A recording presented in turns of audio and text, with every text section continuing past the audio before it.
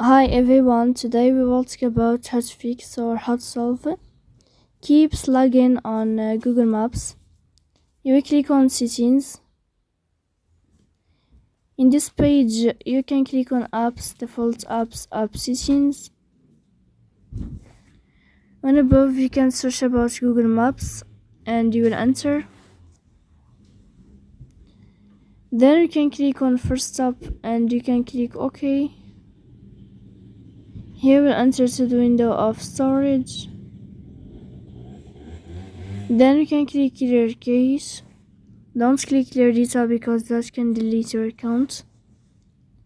So please don't forget to support us by like and subscribe. See you next time in another video. And thank you for your attention and your watching. Goodbye.